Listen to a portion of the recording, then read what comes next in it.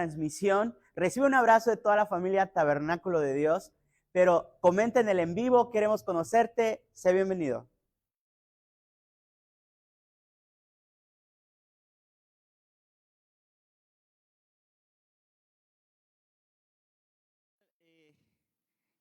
Qué momento tan lindo de adoración. Miren qué bonito.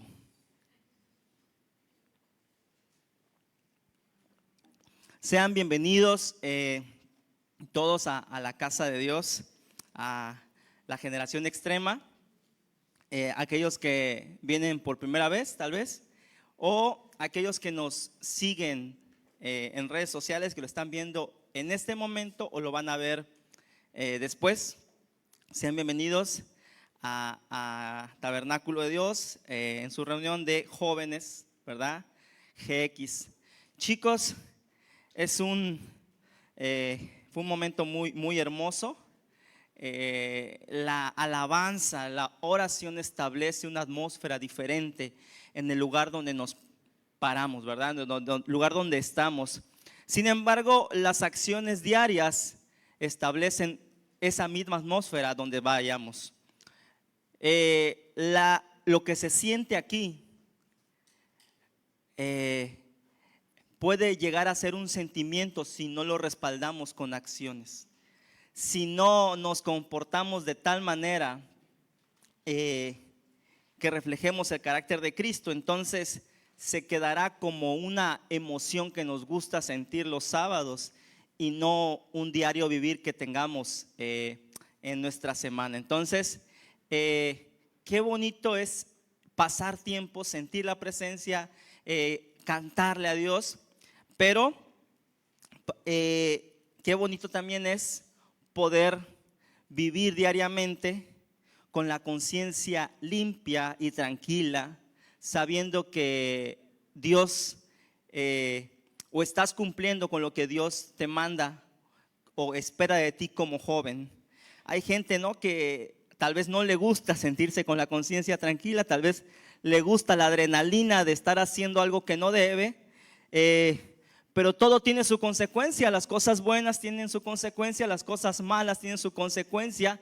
La palabra de Dios dice que no hay nada que no sea que nada que esté oculto, que no sea descubierto. Dice que aquello que sea escondido en las habitaciones va a ser gritado por las azoteas, ¿verdad?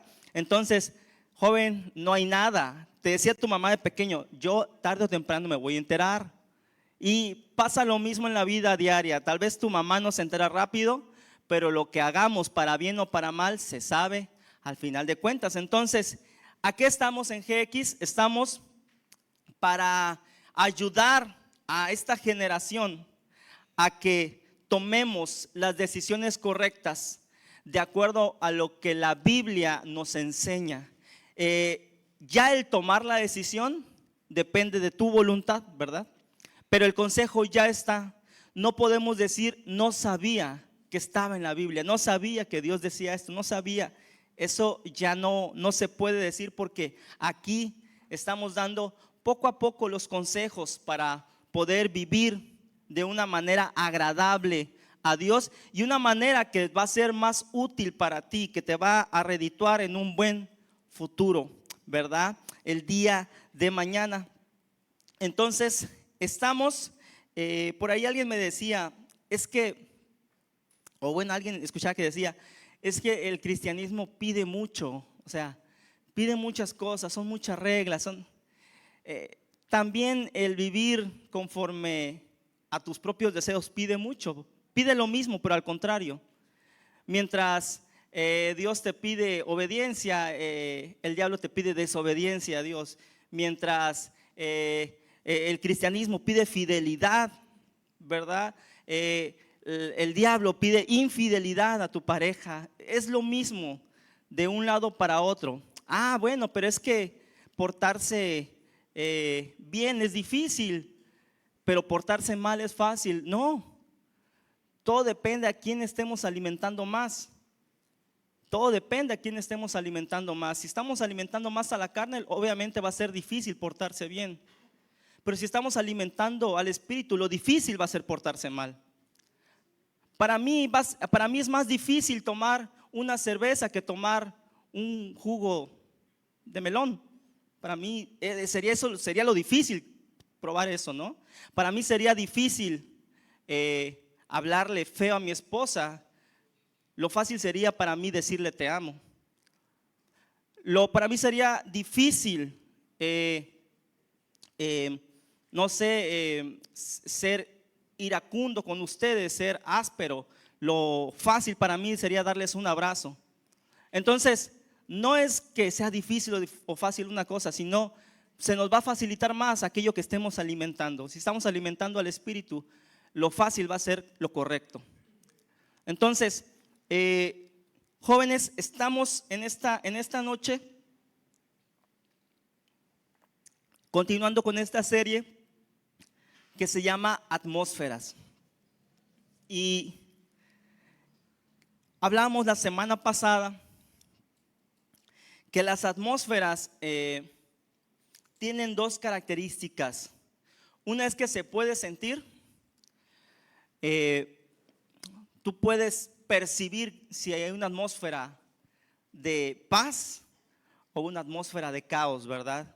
En un hogar puedes fácilmente notar donde la paz del Señor reina, o puedes notar donde nadie se lleva con nadie, ¿no? Es un campo de batalla. Y otra característica de la atmósfera es que se establece, no es que está predeterminada para algún lugar, X o Y lugar, se establece. Y la establecemos nosotros, las personas que estemos allí, para bien o para mal.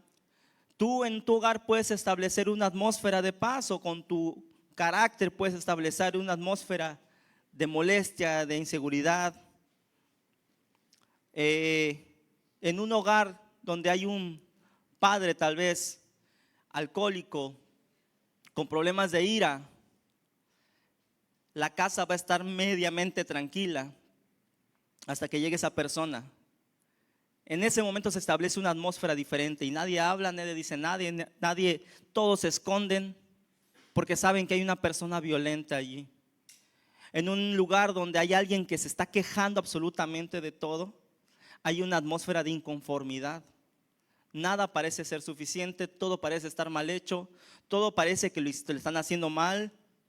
Hay personas que sienten que todo lo podrían hacer mejor, pero nunca asumen responsabilidad de nada. Son buenísimos para criticar, pero jamás asumen responsabilidades. Y establecen esa atmósfera con los que los rodean. Entonces, las atmósferas se pueden sentir y se pueden establecer.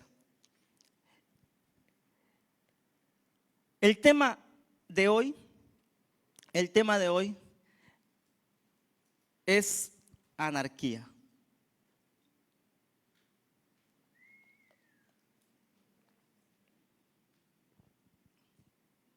¿Y por qué anarquía? También veíamos la semana pasada que las atmósferas pueden ser temporales o regionales. Temporales cuando hablamos de, la Biblia dice el príncipe de este siglo, y hablaba de que durante ciertas temporadas o ciertos periodos de la historia han habido atmósferas que oprimen a ciertos, al mundo entero, ¿no? Pero también hablamos de atmósferas regionales. Los que tienen oportunidad o han tenido oportunidad de vivir en diversas partes del país se han dado cuenta que los pecados recurrentes de cierto estado o de cierto país, de cierta ciudad, no son los mismos que de Palenque, por ejemplo. Y no significa que uno sea bueno, que otro sea malo.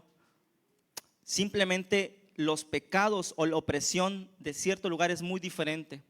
Nos decía el pastor Anaya, que es de Cancún, decía, en Cancún el pecado sexual es una opresión brutal, dice, brutal.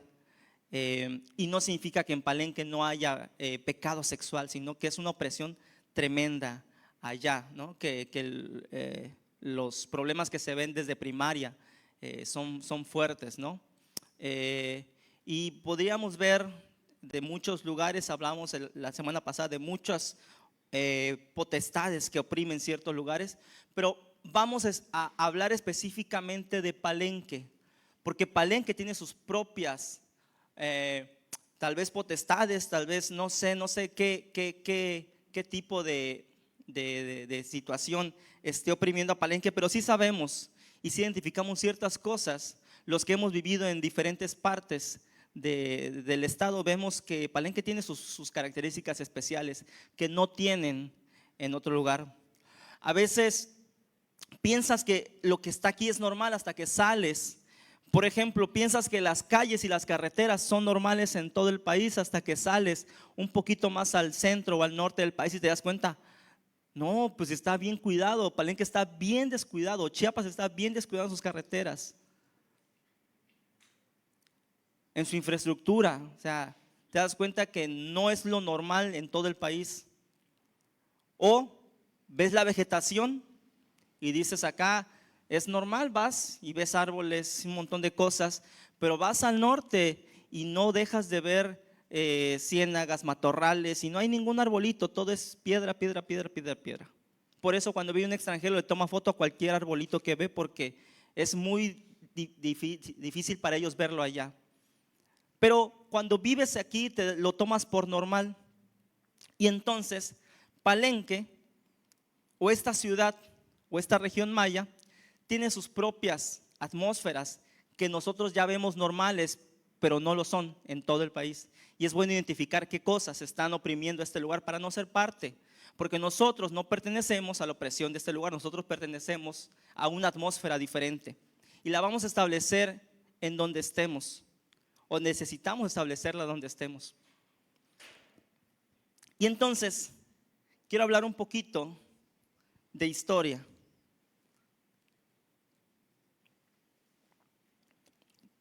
De la historia de esta región, de Palenque. Como saben, Palenque es una región de la cultura maya hasta donde sabemos. No hay un registro anterior a los mayas. Entonces, ¿cuál era la diferencia de los mayas? Podemos ver, si han estudiado un poquito, si se acuerdan un poco de segundo, tercero de secundaria,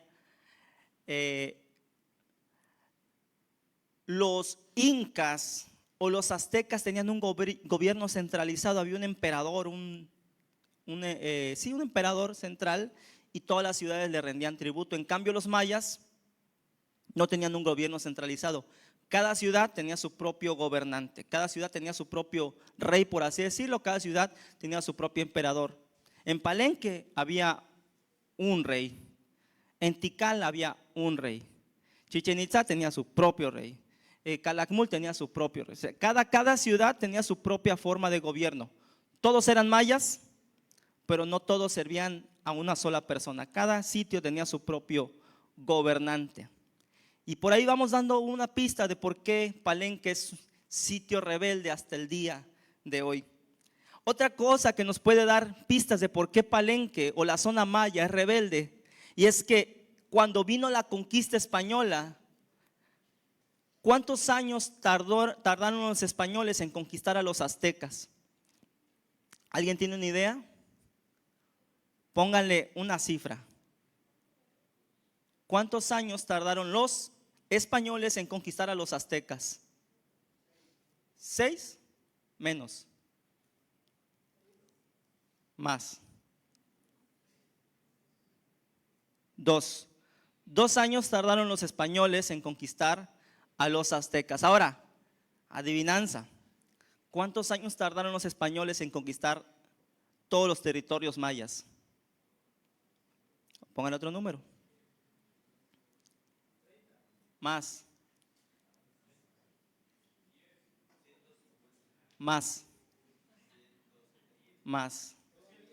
200 años. Como los aztecas tenían un solo gobierno, al derrotar ese gobierno todas las demás ciudades cayeron en 2 años. Pero los mayas tardaron 200 años en poder conquistar toda la región maya. porque tenían diferentes emperadores, diferentes gobernantes en cada ciudad. Una diferencia abismal. Es un territorio que desde tiempos antiguos es rebelde, es indomable, por así decirse. El problema, bueno, hasta el día de hoy, el movimiento armado o el movimiento indígena más importante del país lo tenemos en esta zona, es el EZLN. Entonces, es una zona que por cultura, por tradición histórica, es rebelde desde hace muchos años. El problema es que esa rebeldía sigue estando el día de hoy. Ya no hay quien te quiera conquistar, ya no hay españoles tratando de invadir, simplemente un gobierno tratando de establecer paz y justicia, y la gente sigue siendo rebelde. Y es por eso que el tema del día de hoy se llama anarquía. ¿Y qué es la anarquía? La anarquía es el menosprecio a un sistema de gobierno. De hecho, anarquía significa sin ley. Sin anarquía, gobierno, sin ley, sin autoridad, ¿sí? Entonces,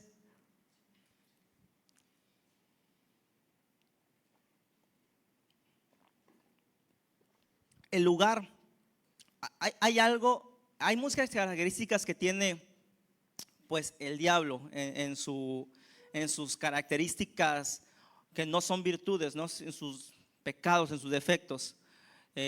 Alguno de ellos es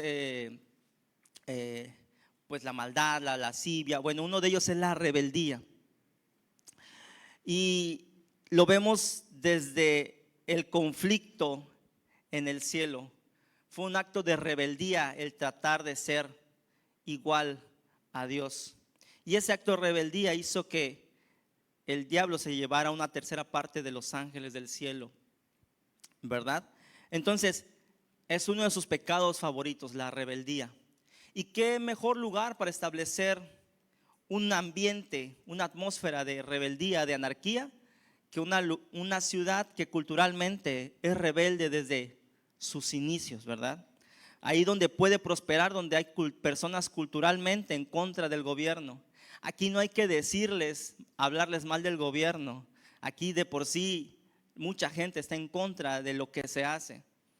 Yo estoy en un grupo de WhatsApp de mi colonia, donde vive predominantemente de esta región, de Palenque o de sus comunidades.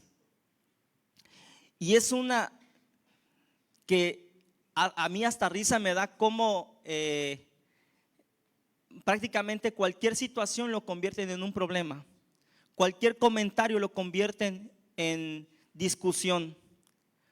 Cualquier autoridad, cualquier comité de agua, de lo que sea, es una discusión, una confrontación que se tiene.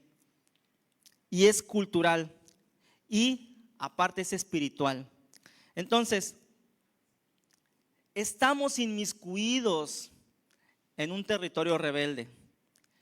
Vivimos en una zona donde la opresión de la anarquía, de la opresión de la rebeldía está presente. Pero nosotros no pertenecemos, ¿verdad? O ya no representamos ni a esta cultura, ni representamos la potestad de esta región. Nosotros representamos el reino de los cielos y esa cultura es muy diferente. Y esa atmósfera es muy diferente. Y es lo que vamos a ver el día de hoy. Y bueno, la anarquía, es decir, la no autoridad o estar en contra de la autoridad se puede presentar en muchos ámbitos de nuestra vida.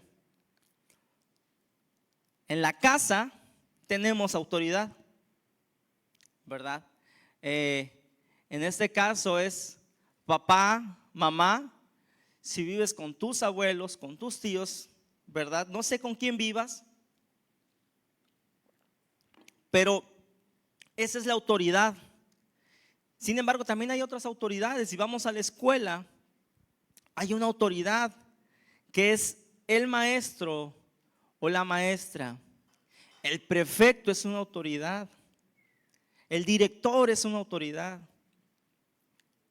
El jefe de la materia, no sé, es una autoridad.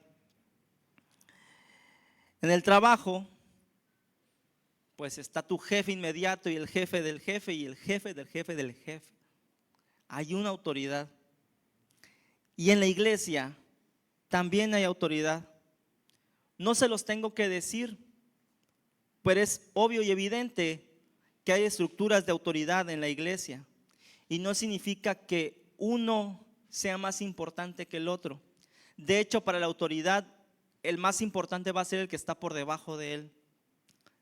Pero la autoridad sirve para poder servir a los demás. Y en este caso, los jóvenes, yo sería su autoridad en este momento como líder de jóvenes. Sin embargo, sobre mí hay autoridad también. Yo voy a un café y mi autoridad es el líder de Café y Verdad. O en este caso también el pastor sería mi autoridad, la pastora sería mi autoridad. Yo mismo estoy sujeto bajo autoridad. Hay maestros de Café y Verdad. Levanten la mano, ¿quiénes son maestros de Café y Verdad? Por favor, por ahí si están. Ustedes son autoridad en su propio café. Y hay gente que los quiere ningunear, los quiere pelucear, los quiere... El problema no son ustedes, el problema es la falta de compromiso con la autoridad, la falta de entendimiento de lo que es una autoridad, que no depende de quién es, sino de lo que representa. El problema de faltarle al respeto a una autoridad es que no te das cuenta o no nos damos cuenta que algún día seremos autoridad. Tú eres alumno tal vez en este momento, así como yo lo fui, y nunca pensé que iba a ser maestro, pero lo soy. Y hay gente que me tiene hasta aquí, pero recuerdo que yo era peor. Entonces me tengo que tragar la saliva y tengo que tener misericordia así como la tuvieron conmigo. ¿Qué te quiero decir? Que lo que tú siembres con tu autoridad lo vas a cosechar con la gente que está bajo tu autoridad. En algún momento vas a ser jefe de alguien o vas a tener gente en el ministerio que te desarrolles o te desenvuelvas. Y si tú fuiste criticón, si tú fuiste rebelde, si tú organizabas allá a la gente para que no le hicieran caso, eso mismo vas a cosechar cuando te toque estar al frente. Y eso no nos cae el 20 a veces. Seamos el tipo de persona para que cuando estemos arriba tengamos ese tipo de persona. A veces depende de cómo es el líder, entonces ahí si me cae bien me voy a comportar, si no me cae bien no le voy a hacer ni caso. Pero vamos a entrar un poco en la palabra.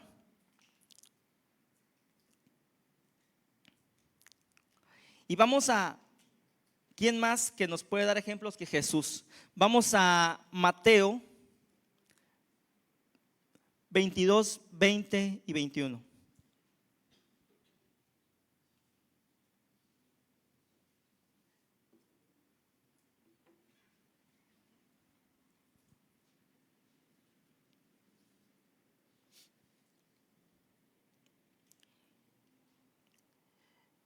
A veces es bien fácil ser autoridad cuando, por ejemplo, en el trabajo, si no haces tal o cual cosa, hay un descuento.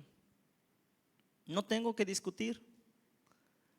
O en la escuela a mí me toca ordenar algo y si no lo quieren hacer, pues va directo a su calificación.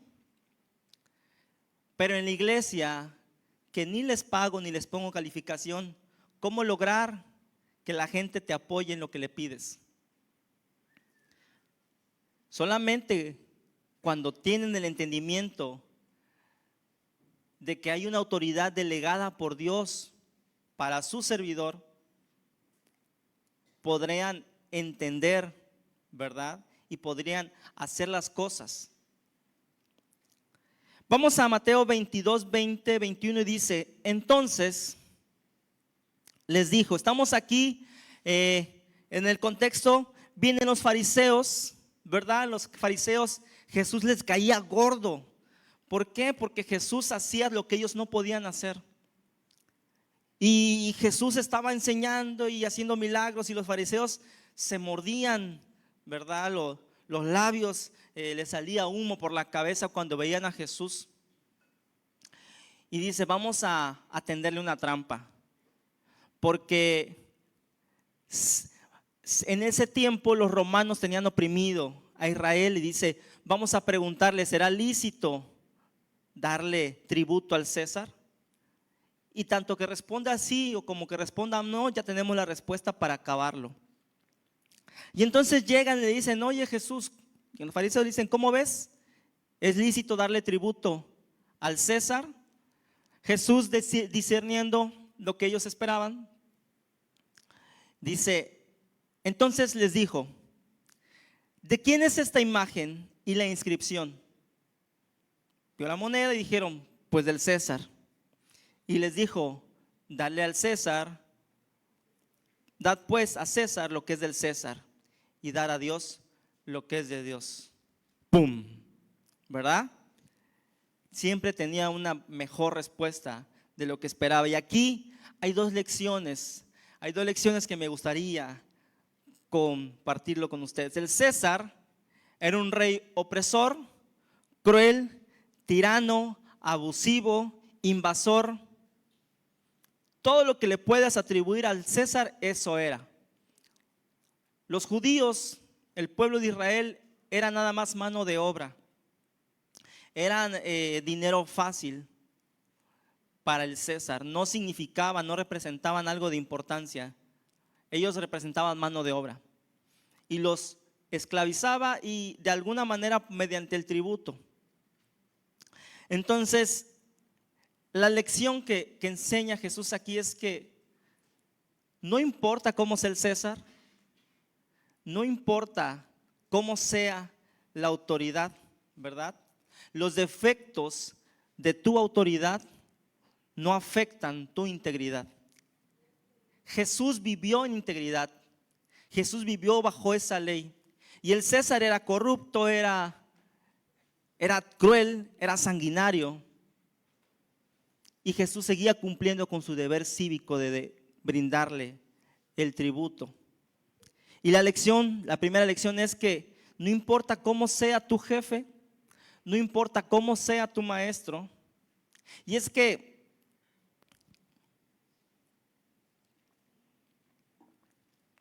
cuando eres niño, no te das cuenta de los defectos de tu autoridad. Y vamos a hablar de la autoridad que tenemos en casa. Cuando eres niño, papá y mamá son perfectos, son santos que Dios puso en tu vida. Mi hijo todavía ora y dice, gracias por darme al papá más perfecto del mundo. Y yo, ok, yo sé que él va a crecer así como ustedes crecieron. Y te das cuenta que papá no es perfecto y mi mamá no es perfecta. Y empiezas a darte cuenta de los errores. ¿Cambió papá y mamá? No. Tú cambiaste, ahora percibes más cosas que antes. El problema es que esa imperfección de nuestras autoridades en casa o en la escuela pareciera que afecta nuestra obediencia. Si papá es perfecto, entonces lo obedezco, pero cuando me doy cuenta que papá y mamá no son tan perfectos, empiezo a desobedecer. Si el maestro me cae bien, le obedezco, pero si el maestro es regañón, es sangrón, es chocante, es enojón, pues no le voy a entregar nada y voy a hablar mal de él. No le voy a decir ni los buenos días. Yo me di cuenta cómo poco a poco, mientras van creciendo los hijos, se van dando cuenta. Primero sus maestros son también todo bueno, y de repente se dan cuenta, ese maestro es bien así, ese maestro. Empiezan a criticar a los maestros y se sienten con la autoridad de decir quién es bueno y quién es malo. Me gustaría que hubiera un consejo de maestros que criticara a los alumnos y dijera, este es bueno y este es malo, porque también podrían decir cosas de ustedes.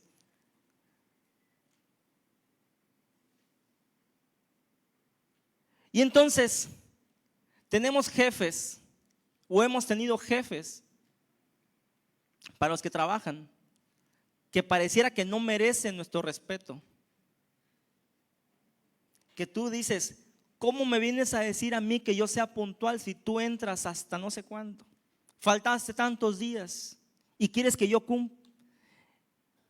Vemos a Jesús obedeciéndole aún en las peores personas que había en esa época. Porque, repito, los defectos de tu autoridad no deben afectar tu integridad. No tiene que ver la relación, no existe esa relación de es bueno, le obedezco, no es bueno, no le obedezco. Le obedezco porque me conviene a mí obedecerle. Personalmente, no entendía esta situación hace varios años cuando entré a trabajar. Tan es así que hubo un jefe al cual le grité, y ese jefe se molestó tanto que se empezó a remangar la camisa y me dijo, de una vez,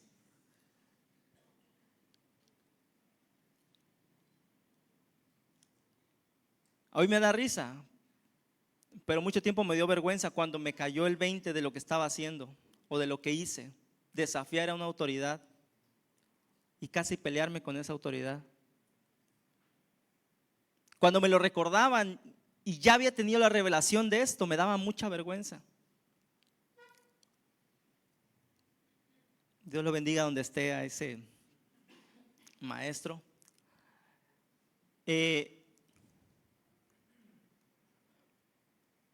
Pero entendí eso y quise cambiarlo. Y al día de hoy lo sigo aplicando. No importa el jefe que llegue, porque constantemente los cambian, pero no importa el jefe que llegue, yo voy a servirle como la mejor persona que yo pueda ser. Voy a ser el más cumplido, voy a ser el primero en entregar, voy a dar la milla extra. Y miren que me han tocado jefes con una moral muy baja. Y la gente se toma de eso para, ¿le cumplo o no le cumplo? Porque yo le sé secretos, entonces no le cumplo, porque si sé que me quiere reclamar, yo también le puedo decir algo. No, yo he decidido cumplir aunque su moral, su testimonio, lo que sea, esté por arriba o por abajo. Yo he decidido cumplir porque la obediencia mía no está determinada por la moral de mi jefe, por su integridad, ¿verdad? Y número 2, segunda cosa que nos enseña este pasaje, esta respuesta de Jesús, cuando le dice, ¿la cara de quién ves en esta moneda? Pues del César. Y es que el César imprimía su rostro en el dinero. Y lo que tenía valor en ese momento era el dinero. Eran monedas de oro. En otras palabras, el rey pone su imagen en lo que considera de valor. Y Dios también pone su imagen en lo que considera de valor. Génesis 1:27 dice que estamos hechos a imagen y semejanza de Dios. El rey pone su cara en las monedas porque eso considera importante y de valor. Dios puso su imagen en nosotros porque considera que nosotros somos importantes y de valor. ¿Puedes darle un aplauso al Señor?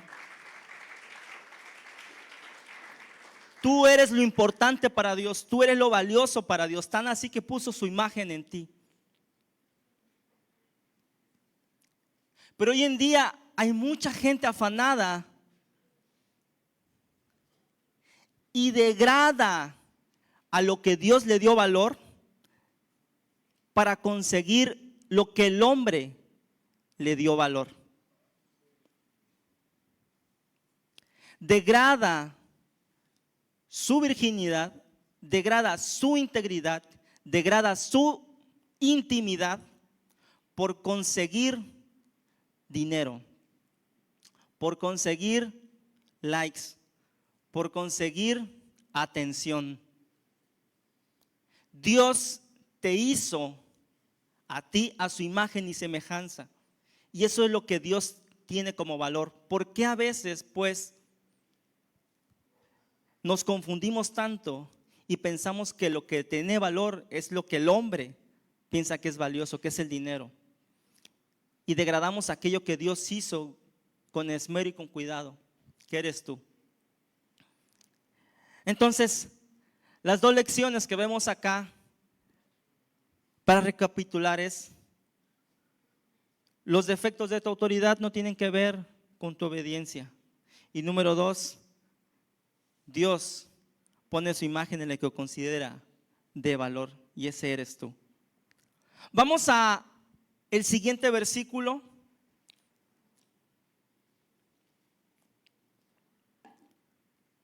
Juan 18:36. Vemos a Jesús aprendido, golpeado, tal vez amarrado. Y como siempre, suéltate, ¿no que eres el Hijo de Dios?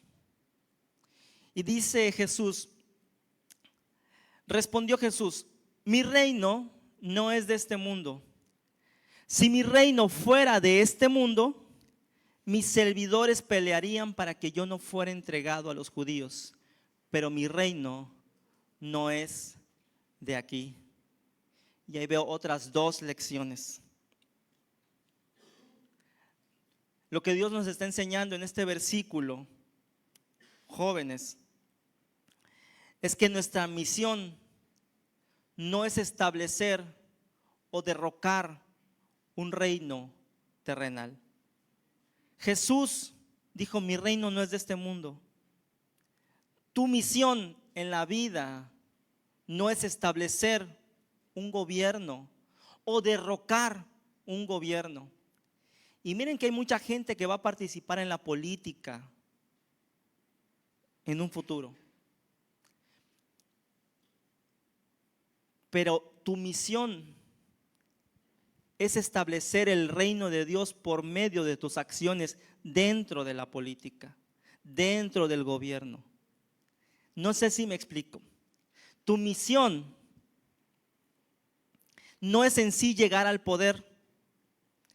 Aquí va a haber gente que va a estar en posiciones importantes. No es profecía, yo lo sé. Va a haber gente que va a estar en posiciones importantes del gobierno. Pero tu misión no es en sí el gobierno. Tu misión es reflejar a Dios en ese lugar donde te toque estar. ¿Cómo es que el día de un trienio donde no podíamos hacer ningún evento público en el parque, lo que sea para las iglesias, no, rechazado, rechazado, rechazado? ¿Cómo es que hoy en día podemos hacer kermés, podemos cerrar la calle, podemos hacer eventos en el parque?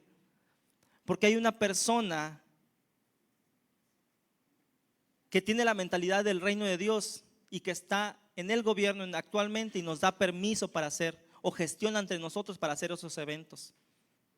Está ejerciendo la política, sí, pero está estableciendo antes que nada el reino de Dios de donde está. Y esa es nuestra misión. En donde estemos, nuestra misión es establecer el reino de Dios donde estemos. Lección número 2. Dios no ejerce su poder aun cuando hay injusticia. ¿Lo que le estaban haciendo a Dios era injusto? ¿A Jesús? Sí. ¿Lo aprendieron injustamente? Sí. ¿Era justo que le escupieran? No. ¿Era justo que lo golpearan? No. Tenía la capacidad de hacer que descendiera fuego del cielo y consumiera a todos los guardias? Sí. ¿Por qué no lo hizo? Y aquí anoté una frase, y es que mientras que el hombre busque el poder para su propia conveniencia, Dios, que tiene todo el poder, busca al hombre para amarlo. Aún esas personas que estaban golpeando a Jesús, Jesús las amaba. Muchos buscan el poder para sus propios fines, para sus propios deseos, para sus propias metas. Dios tenía todo el poder y toda la autoridad y toda la capacidad, y seguía buscando al hombre para amarlo. Y eso hace hasta el día de hoy Jesús, teniendo todo el poder y la capacidad para juzgarte, para enviar un rayo fulminante, para cobrarte esa promesa que le hiciste y no le cumpliste, para hacer explotar tu celular cuando estés haciendo cosas que no debes. No lo hace, porque te ama. ¿Por qué Dios, si nos ama, no nos hizo buenos de una vez y nos acabamos de tanto problema? ¿Por qué podemos hacer lo malo? Si Dios fuera un poquito más inteligente, nos hubiera hecho nada más con la capacidad de hacer lo bueno y no lo malo, y nos evitamos de tanto detalle. Y es que así no funcionan las cosas. Si tú programas a alguien para que te ame nada más, para que haga solo lo que tú quieres, ¿te amaría realmente? No, porque tú lo programaste. Dios nos da la elección y la capacidad de hacer lo bueno o lo malo, de no amarlo o de amarlo. Y ahí, cuando decides, teniendo los dos caminos, cuando decides amarlo, cuando decides obedecerlo, es real lo que estás haciendo. De lo contrario, no habría elección y serías como un robot. Tú quieres que alguien te ame porque quiere amarte, no porque tú le estás obligando a que te ame. Y así es Dios con nosotros. Quiere que le obedezcas porque decides obedecerle, no porque te está obligando y te está haciendo manita de puerco para que le obedezcas. ¿Se está entendiendo? Ok.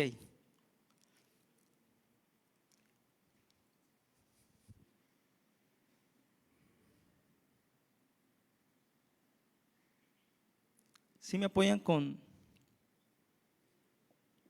el teclado, por favor?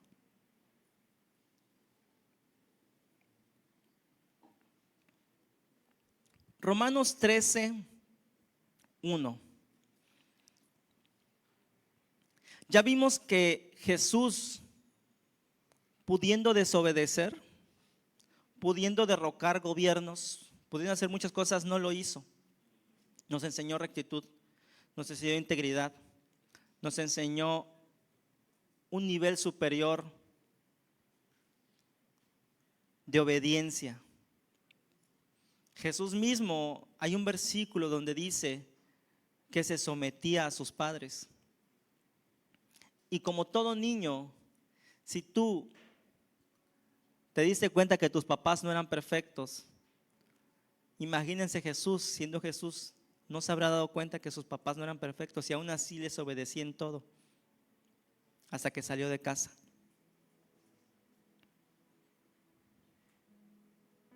No porque sus papás lo merecieran, no porque el César lo mereciera, sino porque él quería obedecer a Dios antes que a los demás. Romanos 13:21 dice: sométanse a toda persona a las autoridades superiores, porque no hay autoridad sino de parte de Dios. Y las que hay, por Dios han sido establecidas. La anarquía como concepto es una falacia, es una ilusión. No hay anarquía como tal, es decir, nunca vas a vivir sin un gobierno. Siempre, siempre, siempre va a haber una autoridad sobre de ti. No hay persona en el mundo que no tenga una autoridad sobre de él. Y el presidente, hay una autoridad sobre de él. Y el hombre más rico del mundo tiene una autoridad sobre de él. Y el pastor tiene una autoridad sobre él. ¿Quién es? Otro pastor. Y ese pastor también tiene autoridad sobre de él. Es una falsa idea el que no, yo no voy a obedecer a nadie. Siempre vas a tener que obedecer a alguien. Incluso las personas que viven como anarquistas en la calle, como hippies. La autoridad es la autoridad establecida por el lugar en el que habitan. Si hacen algo en contra de la autoridad, pintan, rayan, se tienen que someter y van a recibir el castigo de la autoridad legal de la ciudad donde estén. Nunca vas a estar sin autoridad. Yo quiero ser mi propio jefe. Tu autoridad va a ser el SAT. A alguien le tienes que rendir cuenta siempre.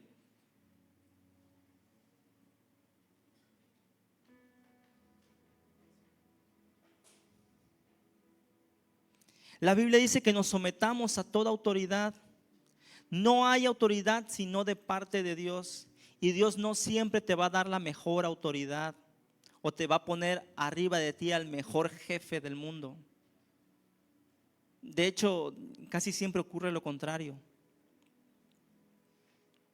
Te va a tocar a alguien que forje tu carácter. Tu obediencia no va a estar en función a la perfección de tu jefe, jefa, maestro, papá, mamá. Tu obediencia está en función al amor que le tienes a Dios. Ya deja de criticar a tus maestros, maestras. Obedécelos. Aún sean los más chocantes, aún les apeste la boca, aún lo que quieras que se te ocurra. Son autoridad. No los menosprecies, porque esa autoridad que tienen les fue dada por Dios. Al jefe que tienes en el trabajo, que tú le sabes 1001 cosas, obedécelo. ¿Qué virtud tendría? Dice Jesús, ¿qué virtud tiene amar a los que te aman? Ninguna. La virtud es lo difícil, lo loable, lo que es digno de aplaudir es amar a los que no te aman. Lo que es fácil es obedecer al buen jefe, a la buena onda, al perfecto, al correcto. Y a veces hasta eso no les gusta. Pero lo difícil es obedecer. Lo que tiene virtud es obedecer a alguien que es difícil de obedecer, que no te sale naturalmente obedecerlo y aún así hacerlo.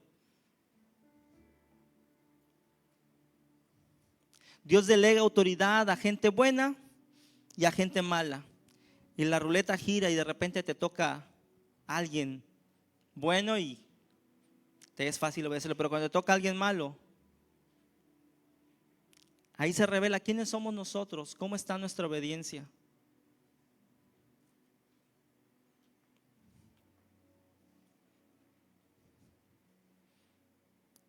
¿Cómo estamos en casa?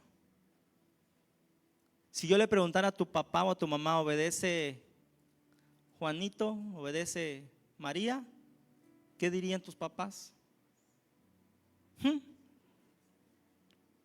Hay papás que se llegan a quejar conmigo. Ahí hable con tal persona porque me está desobedeciendo mucho. Y yo, si usted que es su papá, no. Si usted que es su mamá no le obedece, ¿qué me va a estar obedeciendo a mí?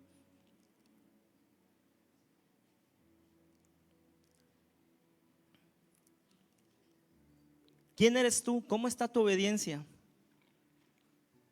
Entendamos que antes que a la persona estamos reflejando el carácter de Dios. No seamos partícipes de una región que está en contra de cualquier sistema de gobierno. Esos grupos que se organizan, autodefensa de los usos y costumbres, que aquí hay un montón. No es normal, no existen en todo el país. Es más, no existen en Chiapas, existen en esta región. Son pocos. Y aquí están concentrados un montón de grupos rebeldes que utilizan el eslogan de los usos y costumbres para tener una autoridad diferente a la autoridad establecida para todos. Agua si llegas a chocar con alguien que tiene esa calcomanía ahí, entonces ya perdiste, porque aunque tenga la culpa la otra persona, tú tienes que pagar. Rebeldía, sublevación, anarquía, autogobierno. No estamos para autogobernarnos. Tenemos una ley terrenal y sobre todo tenemos una ley del reino de los cielos.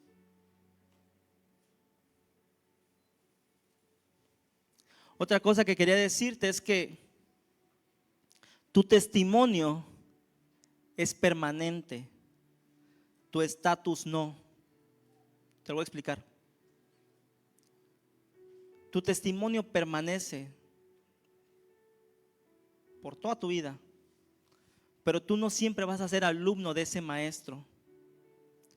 No siempre vas a ser subordinado de ese jefe. Lo que hagas,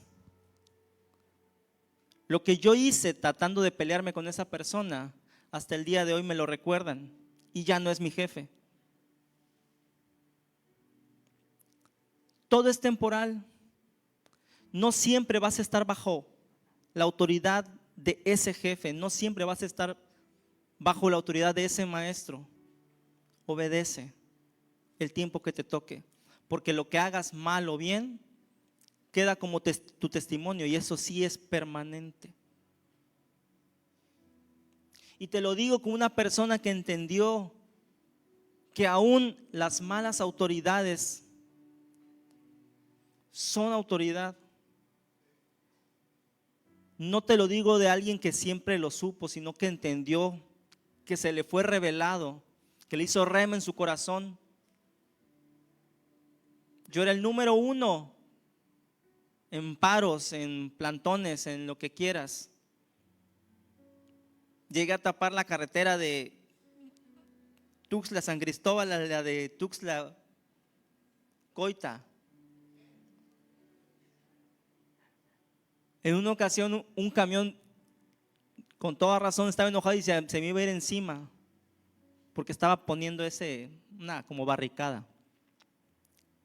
Y yo sentía que tenía la razón porque el gobierno es injusto, no se vale lo que nos está haciendo.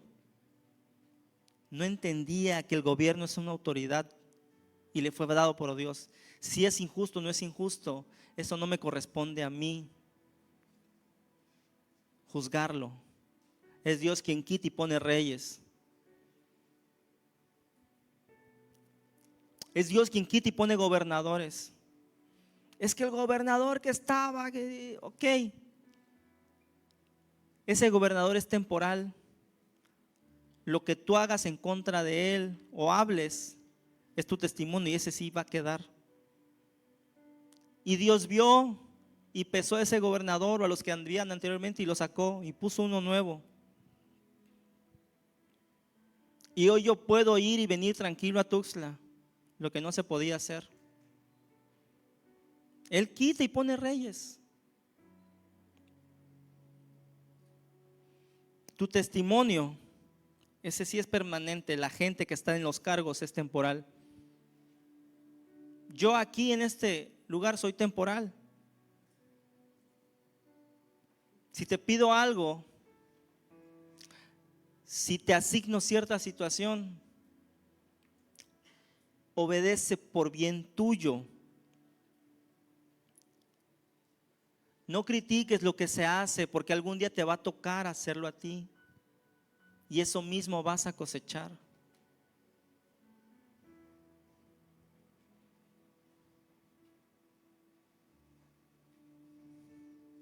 Y quiero terminar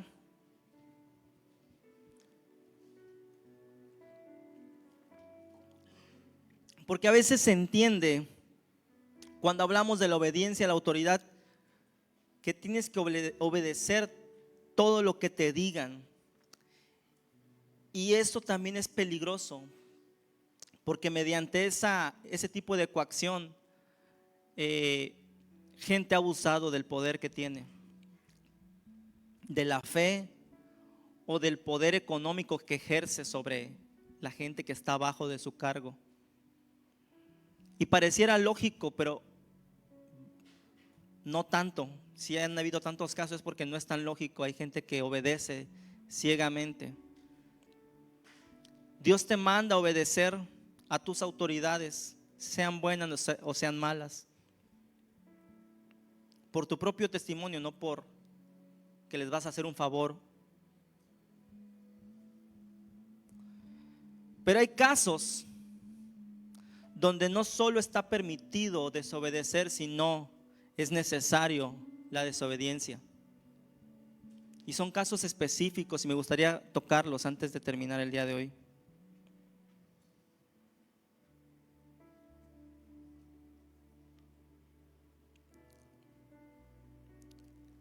Y el caso primero es cuando la orden de tu autoridad viola los mandamientos de Dios. Si lo que te está pidiendo tu jefe, tu papá, tu maestro, tu líder en la iglesia está en contra de un mandamiento que Dios ya dio. Si en el trabajo tu jefe te dice, ven, vamos a tomar, pero la ley de Dios dice, no te embriagues con vino. Y también dice que el alcohol vuelve insolente al hombre y que ninguno bajo sus efectos actúa sabiamente. Hay dos leyes que se contraponen. Porque dices, bueno, Dios me manda a obedecer, pero Dios también me manda a no tomar. ¿Qué ley obedezco? Dice Hechos 5:29. Respondiendo Pedro y los apóstoles dijeron, es necesario obedecer a Dios antes que los hombres. En el contexto había una ciudad que les prohibieron predicar y era correcto obedecer la ley de la ciudad a la que habían llegado, pero Dios les había ordenado que predicaran la palabra. Y aquí Pedro dijo, y los apóstoles dijeron, necesitamos obedecer a Dios antes que a los hombres. Si la orden que te está dando esa autoridad choca contra un principio de Dios, obedece primero a Dios. No hay vuelta. Es que es mi jefe, es que me va a correr, es que me va a bajar. No importa. Es preferible quedar mal ante tu jefe, ante tu maestro, antes que quedar mal delante de Dios. Sadrach, Mesach y Abednego, se les ordenó, el rey les ordenó, arrodíllense y adoren a mi estatua. Y ellos dijeron, aunque nos mates, no nos vamos a arrodillar delante de. Las parteras hebreas se les ordenó mediante la autoridad, mediante un decreto firmado por el rey, que exterminaran a todo niño varón. Y ellas desobedecieron porque no era algo que Dios permitiera el asesinato. Cuando la ley, cuando la autoridad da un mandato que está en contra de los preceptos de Dios, lo correcto es desobedecerla. Y es muy diferente, a veces hay cosas que no nos gustan, pero no viola la ley de Dios. Simplemente no queremos.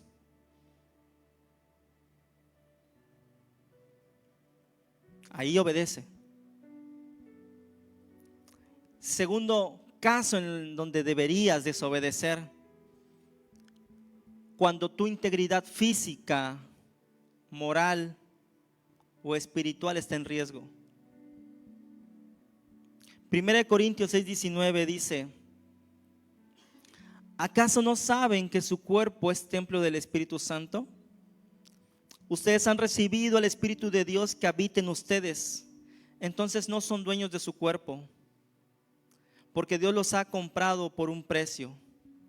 Así que con su cuerpo honren a Dios. Hay muchos casos de manipulación donde la persona que ejerce poder ejerce un abuso físico, mental e incluso sexual, porque las personas los ven como autoridad. No hay autoridad que Dios haya dado para que te dañen física, moral, espiritual o sexualmente. En ese caso lo correcto es desobedecer. Fuera de esos dos casos, jóvenes, aunque no les guste, obedezcan a sus autoridades. Nos ponemos de pie.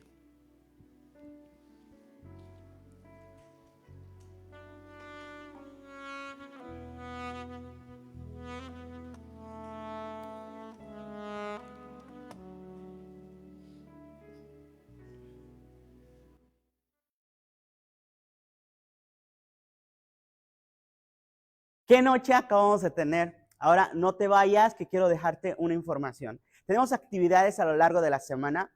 Martes tenemos Café y Verdad en punto de las 8 de la noche. Tenemos Café y Verdad de jóvenes, de adolescentes, acuerdo a tu edad, también para tus padres, para tu mamá, en Café y Verdad de mujeres. Miércoles tenemos altar familiar.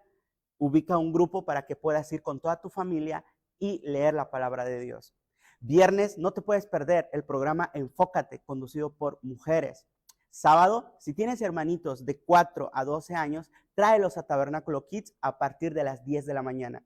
Y a las 7 de la noche, de nueva cuenta, aquí con nosotros en Generación Extrema. El domingo, para cerrar la semana, tenemos 2 servicios generales a las 10 de la mañana y a las 7 de la noche. Recuerda, estamos ubicados en Avenida Belisario Domínguez entre Mina y Guerrero. Gracias.